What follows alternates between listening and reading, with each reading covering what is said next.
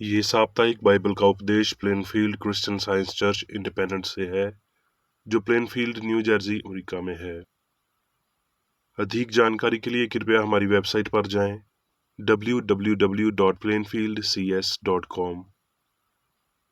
आपके ध्यान के लिए ये पाठ रविवार 28 नवंबर 2021 के लिए है। विषय: प्राचीन और आधुनिक काला जादू, उपनाम कृत्रिम निद्रावस्था और सम्मोहन। स्वर्णपथ। रोमियो। क्योंकि कोई अधिकार ऐसा नहीं जो परमेश्वर की ओर से ना हो। उत्तरदायी अध्ययन। निर्गमन। तब परमेश्वर ने ये सब वचन कहे कि मैं तेरा परमेश्वर यहोवा हूँ, जो तुझे दासत्व के घर अर्थात मिस्र देश से निकाल लाया है। तू मुझे छोड़ दूसरों को ईश्वर करके ना मानना। तू अपने लिए कोई मूर्ति खोद कर ना बनाना, ना किसी की प्रतिमा बनाना जो आकाश में, और पृथ्वी पर और पृथ्वी के जल में है। तू उनको दंडवत ना करना और ना उनकी उपासना करना, क्योंकि मैं तेरा परमेश्वर यहोवा जलन रखने वाला ईश्वर हूँ। और जो मुझसे बैर रखते हैं उनके बेटों, पोतों और परपोतों को भी पितरों का दंड दिया करता हूँ। और जो मुझसे प्रेम रखते और मेरी आज्ञाओं को मानते हैं उन हजारों पर करुणा किया करता हूँ। पाठ उपदेश बाइबल में से व्यवस्था विवरण। यदि तू अपने परमेश्वर यहोवा की सब आज्ञाएं जो मैं आज तुम्हें सुनाता हूँ चौकसी से पूरी करने का चित्त लगाकर उसकी सुने, तो वो तुझे पृथ्वी की सब जातियों में श्रेष्ठ करेगा। फिर अपने परमेश्वर यहोवा की सुनने के कारण ये सब आशीर्वाद तुझ पर पूरे होंगे। धन्य हो तू नगर में, धन्य हो तू खेत में, धन्य हो तू भीतर आते समय और धन्य हो तू बाहर जाते समय। यहोवा ऐसा करेगा कि तेरे शत्रु जो तुझ पर चढ़ाई करेंगे वो तुझसे हार जाएंगे।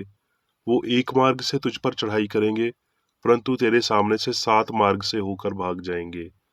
और जिन वचनों की मैं आज तुझे आज्ञा देता हूँ उनमें से किसी से दाहिने या बाएं मुड़ के प्राय देवताओं के पीछे ना हो ले और ना उनकी सेवा कर। यशाया। जब लोग तुमसे कहते हैं कि उझाओं और टोनहों के पास जा रहे हैं, पूछो जो गुनगुनाते और फुसफुसाते हैं, तब तुम ये कहते हो कि क्या प्रजा को अपने भगवान ही के पास जाकर ना पूछना चाहिए। शमूएल। शमूएल तो मर गया था और समस्त इस्राएलियों ने उसके विषय छाती पीटी और उसको उसके नगर रामा में मिट्टी दी थी। और शाऊल ने ऊझों और भूत सिद्धि करने वालों को देश से निकाल दिया था। जब फिलिस्ती इकट्ठे हुए और शुनीम में छावनी डाली, तो शाऊल ने सब इस्राएलियों को इकट्ठा किया और उन्होंने गिलबो में छावनी डाली। फिलिस्तियों की सेना को देखकर शाऊल डर गया और उसका मन अत्यंत भयभीत को कांप उठा। और जब शाऊल ने यहोवा से पूछा, तब यहोवा ने ना तो सपनों के द्वारा उसे उत्तर दिया और ना उरेम के द्वारा और ना भविष्यद्वक्ताओं के द्वारा। तब शाऊल ने अपने कर्मचारियों से कहा, मेरे लिए किसी भूत सिद्धि करने वाले को ढूंढो कि मैं उसके पास जाकर उससे पूछूं। उसके कर्मचारियों ने उससे कहा, ऐन दौर में एक भूत सिद्धि करने वाली रहती है।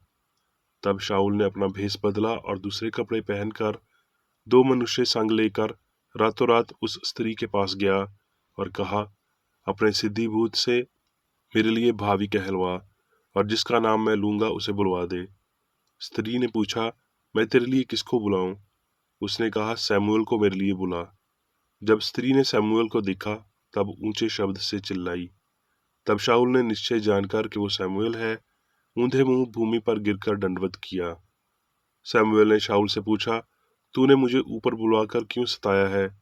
शाऊल ने कहा, मैं बड़े संकट में पड़ा हूँ, क्योंकि फिलिस्ती मेरे साथ लड़ रहे हैं और परमेश्वर ने मुझे छोड़ दिया, और अब मुझे ना तो भविष्य अद्विकता के द्वार उत्तर देता है और ना सपनों के द्वार। इसलिए मैंने तुझे बुलाया कि तू मुझे जिता दे कि मैं क्या करूं। शमूएल ने कहा, जब यहोवा तुझे छोड़कर तेरा शत्रु बन गया, तब तू मुझसे क्यों पूछता है? यहोवा ने तो जैसे मुझसे कहलवाया था वैसा ही उसने व्यवहार किया है, अर्थात उसने तेरे हाथ से राजा छीनकर तेरे पड़ोसी दाऊद को दे दिया है।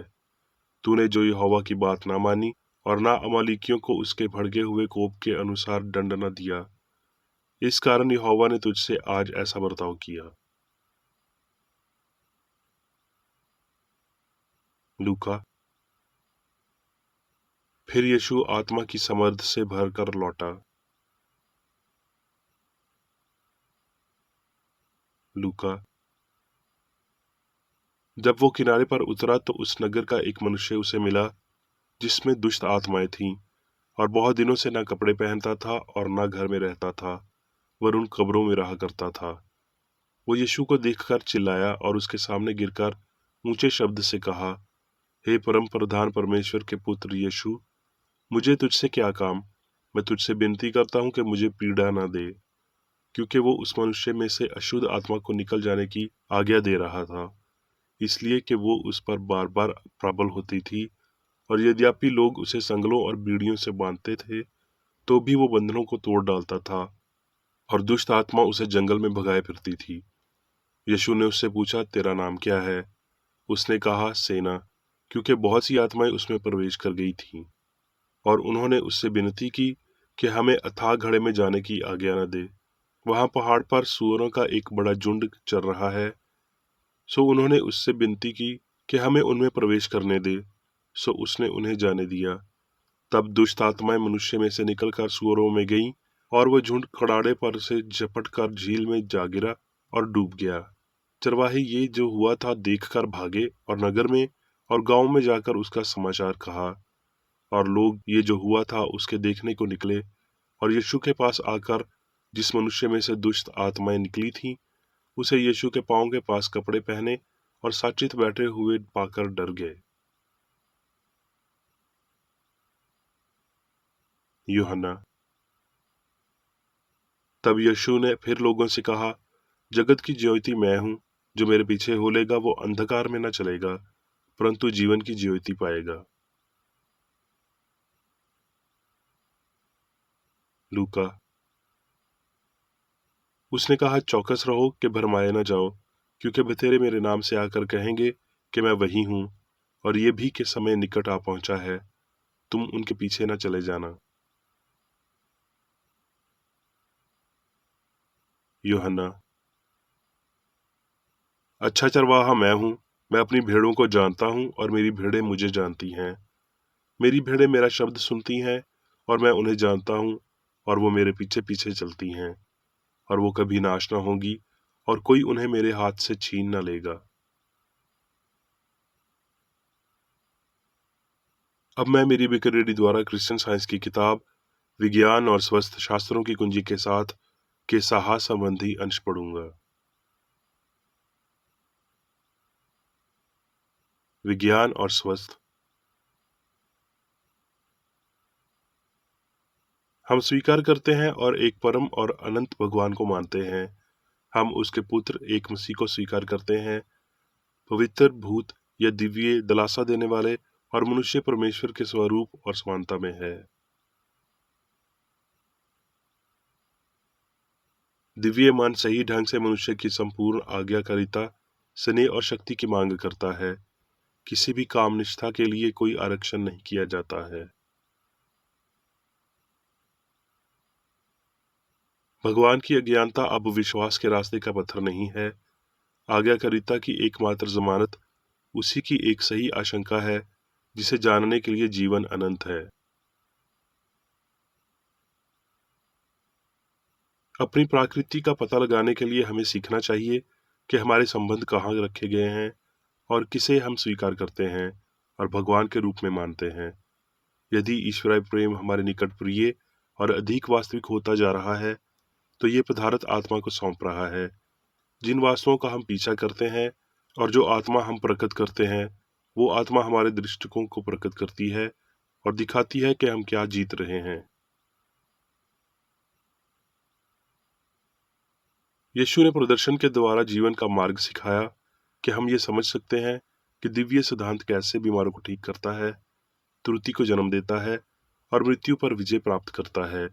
परमेश्वर की आज्ञाकारिता के द्वारा उसने आध्यात्मिक रूप से सभी दूसरों के सिद्धांत का प्रदर्शन किया। ईश्वर में हमारी हर आस्था का परीक्षण हमें मजबूत बनाता है। आत्मा को जीतने के लिए भावनिक स्थिति जितनी कठिन लगती है, उतना ही मजबूत हमारे विश्वास को और हमारे प्रेम को शुद्ध करना चाहिए। प्रेरित यूहन्ना कहता है, प्रेम में भय नहीं होता, वरुण सिद्ध प्रेम भय को दूर कर देता है। जो भय करता है वो प्रेम में सिद्ध नहीं हुआ। यह क्रिश्चियन साइंस की एक निश्चित और प्रेरित घोषणा है। मानव जाति को सीखना चाहिए कि बुराई शक्ति नहीं है। इसकी तथाकथित निदान कुछ था है, लेकिन ये कुछ भी नहीं है। क्रिश्चियन साइंस बुराई के साम्राज्य को नष्ट करती है। जैसा कि क्रिश्चियन साइंस में नाम दिया गया है, पशु चंबकत्व या सम्मोहन त्रुटि या नश्वर मन के लिए विशेष शब्द है। ये गलत धारणा है कि मन पदार्थ में है और ये बुराई और भलाई दोनों है। ये बुराई उतनी ही वास्तविक और अधिक शक्तिशाली है जितनी अच्छाई है। इस विश्वास में सत्य का एक भी गुण नहीं है। ये या तो अज्ञानी है या दुर्भावनापूर्ण है। वास्तव में कोई नश्वर मन नहीं है और परिणाम अस्वरूप नश्वर विचार और इच्छा शक्ति का कोई संक्रमण नहीं है। जीवन और अस्तित्व ईश्वर के हैं। क्रिश्चियन साइंस में मनुष्य कोई नुकसान नहीं कर सकता, क्योंकि वैज्ञानिक विचार सच्चे विचार हैं, भगवान से मनुष्य के लिए गुजर रहे हैं। वास्तविक मनुष्य का प्रतीक कार्य ईश्वरीय मन द्वारा संचालित होता है। मानव में मन मारने या ठीक करने की कोई शक्ति नहीं है और इसका भगवान के आदमी पर कोई नियंत्रण नहीं है। वो दिव्य मन जिसने मनुष्य को बनाया, वो अपनी छवि और समानता को बनाए रखता है। मानव मन भगवान के विपरीत है और इसे बंद करना चाहिए, जैसा कि सेंट पॉल ने घोषित किया है। वो सब जो वास्तव में मौजूद है वो दिव्य मन और उसका विचार है, और इस मन में संपूर्ण प्राणी समान जैसे पूर्ण और शाश्वत पाया जाता है। सीधे और संकीर्ण तरीके से इस तथ्य को देखना और स्वीकार करना है। इस शक्ति से उपजें और सच्चाई के अग्रानी का पालन करें। यदि पशु चंबकती रोग को कम करने या ठीक करने के लिए लगता है, तो ये उपस्थिति भ्रामिक है, क्योंकि त्रुटि के प्रभाव को दूर नहीं कर सकती है। त्रुटि के तहत बेचैनी आराम के लिए बेहतर है। किसी भी उदाहरण में पशु चंबकत्व का प्रभाव नहीं है, जिसे भ्रम के प्रभाव के अलावा अब हिप्नोटिज्म कहा जाता है। इससे प्राप्त होने वाला कोई भी लाभ गोद जादू में किसी के विश्वास के समान उत्पत्ति होता है। पशु चंबकत्व के पास कोई वैज्ञानिक आधार नहीं है, क्योंकि भगवान सभी को नियंत्रित करता है, जो वास्तविक, सामंजस्यपूर्ण और शाश्वत है, और उनकी शक्ति ना तो पशुओं की है और ना मानव की। विज्ञान पशु चंबकत्व, कृत्रिम निद्रावस्था या सम्मोहन में एक विश्वास और इस विश्वास के आधार पर पशु होना नकारात्मकता है, जिसमें ना तो बुद्धि, शक्ति है और ना ही वास्तविकता है, और इस अर्थ में ये तथाकथित नश्वरमान की एक अवास्तविकता अवधारणा है। पशु चंबकत्व के हल्के रूप गायब हो रहे हैं और इसकी आक्रामक विशेषताएं सामने आ रही हैं। अपराध के कारगेह नश्वर विचार के अंधेरे आकाश में चिपके हुए हैं। हर समय बुनाई जाले अधिक जटिल और सूक्ष्म हैं। इसलिए रहस्य पशु चंबकत्व की वर्तमान विधियां हैं कि वो अमर को अकारमानीयता में बदल देते हैं और इस विषय में बहुत सी उदासीनता उत्पन्न करते हैं, जो आपराधिक इच्छा करते हैं। अंधविश्वास और समझ कभी मिल नहीं सकते। जब क्रिश्चियन साइंस के अंतम भावतिक और नैतिक प्रभाव पूरी तरह से प्राप्त होते हैं, सत्य और त्रुटि, समझ और विश्वास, विज्ञान और भावतिक अर्थों के बीच संघर्ष भविष्य अद्वैतताओं द्वारा व्यक्त और यीशु द्वारा उद्घाटन होता है, तो संघर्ष और आध्यात्मिक सिद्धभाव शासन करेगा। ये शास्त्र, तू थोड़े में विश्वास योग्य रहा, मैं तुझे बहुत वस्तुओं का अधिकारी बनाऊंगा, सचमुच पूर्ण होता है जब हम सत्य की सर्वोच्चता के प्रति सुचेत होते हैं। जिसके द्वारा त्रुटि की शून्यता दिखाई देती है, और हम जानते हैं कि त्रुटि की शून्यता उसकी दुष्टता के अनुपात में है। वो जो मसीह के वस्त्र के ऊपरी भाग को छूता है और अपने नश्वर विश्वासों, पशुता और घृणा में महारत हासिल करता है, उपचार के प्रमाण में आनंदित होता है, एक मधुर और निश्चित अर्थ में एक ईश्वर प्रेम है।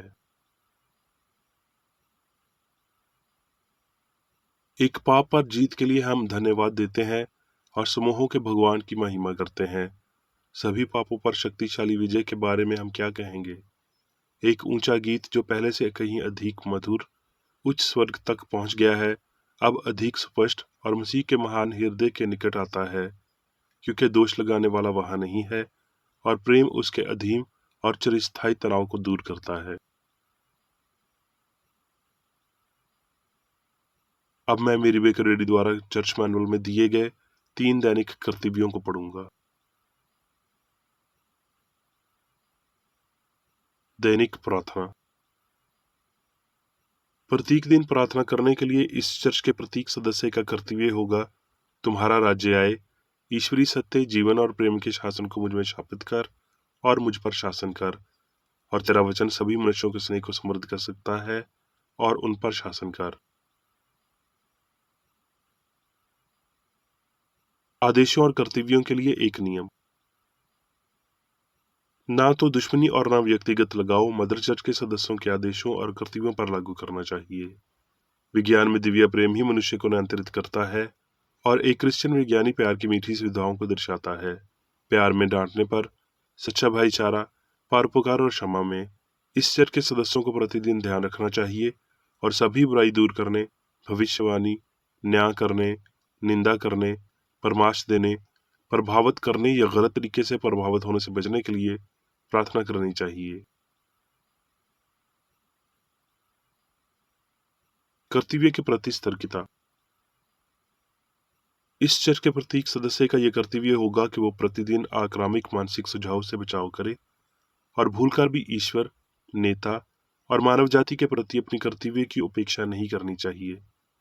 उनके कामों से उन्हें आंका जाएगा और वो उचित या निंदनीय होगा।